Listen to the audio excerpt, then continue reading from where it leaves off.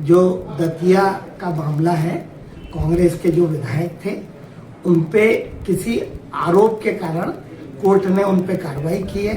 ये पूरी तरह न्यायालयीन प्रकरण है।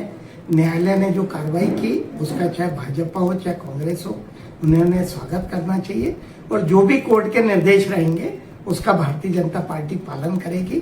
कोर्ट के आदेशों का पालन करने का काम चुनाव आयोग और विधानसभा के जो हमारे अध्यक्ष हैं उनको निर्णय लेने का अधिकार है, वो इस बारे में सही निर्णय करें। वहां के विधानसभा चुनाव जो होने हैं इसका निर्णय चुनाव आयोग और संबंधित हमारी संस्था लेगी। सदस्य की अगर सदस्यता गई है तो नियम अनुरूप, संविधान के अनुरूप जो भी कार्य होगा वो होगा। भारतीय जनता पार्टी अदालत के साथ है। भारतीय जनता पार्टी अदालत का जो भी फैसला है उसका समर्थन करती है और अदालत जो भी निर्णय करती है उसे हम सब लोगों को मानना भी चाहिए और हम सब लोग उसके लिए बाध्य भी हैं। कल का जो भी फैसला आया विधानसभा में, दतिया के विधायक श्री राजेंद्र भारती जी के मामले में न्यायालय ने फैसला दिया और उसमें उनको दोषी सिद्ध पाया और 3 साल की सजा कोर्ट ने सुनाई।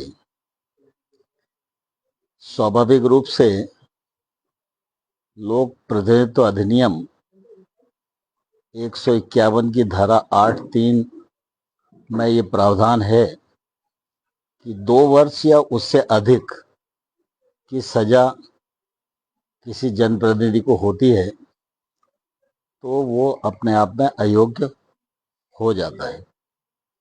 इसलिए न्यायालय का निर्णय आया तो हमको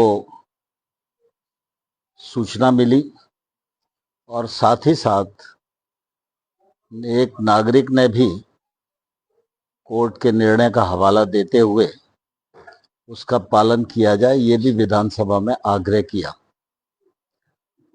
उसके बाद हम सब लोगों ने अपने वकीलों से मशवरा किया और एडवोकेट जनरल से भी राय ली और उस राय के मुताबिक जो कानून में प्रावधान था उसके हिसाब से निर्णय किया गया। कोर्ट के निर्णय के परिप्रेक्ष्य में श्री राजेंद्र भारती जी की जो सदस्यता थी वो अयोग्य घोषित हो गई है। उसकी सूचना चुनाव आयोग और संबंधित जो पक्ष हैं सरकारी, उन सबको वो सूचना कल रात्रि में दे दी गई है। इससे पूर्व भी ऐसे उदाहरण हम लोगों के सामने हैं। मध्य प्रदेश विधानसभा की विधायक थी आशा देवी, उनके मामले में भी इस प्रकार का निर्णय आया था और सजा के आधार पर उनकी ही सदस्यता गई थी। और 2019 में प्रहलाद लोधी विधायक थे, उनके मामले में भी इसी प्रकार का निर्णय आया था और उनको भी अयोग्य घोषित किया गया था। तो मैं समझता हूं कि जो कार्यवाही विधानसभा में हुई है वो विधि अनुसार है और उस मामले में विधानसभा को जो करनी काम था वो विधानसभा ने पूर्ण किया है। कांग्रेस आरोप लगा रही है कहीं ना कहीं सरकार का इंटरेस्ट था, इस तरह की कांग्रेस ने आरोप लगा रही है।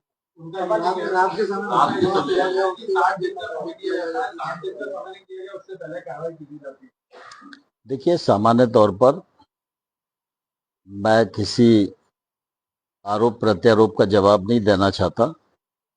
विधानसभा और विधानसभा अध्यक्ष ये सामान्य तौर पर अलग प्रकार के पद हैं। इनमें दलगत भावना से ऊपर उठकर ही सारा काम किया जाता है। मैं इतने दिन से अध्यक्ष हूँ, सभी पक्षों के लोगों से आप बात कर सकते हैं। मेरी कोशिश रहती है कि जो विधि अनुसार है, नियम प्रक्रिया के अनुसार है, वही काम किया जाए। जवाब देने के लिए तो बहुत सारे लोग हैं, वो आरोप प्रत्यारोप करते रहेंगे, लेकिन मुझे उसमें कोई टिप्पणी नहीं करना है।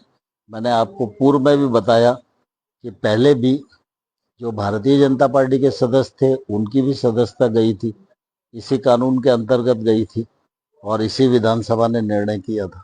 सर एक बार आपने जैसा अभी कहा कि किसी निजी व्यक्ति ने भी इसको लेके आपके सामने अभिप्राय दिया है, तो उनका नाम क्या था?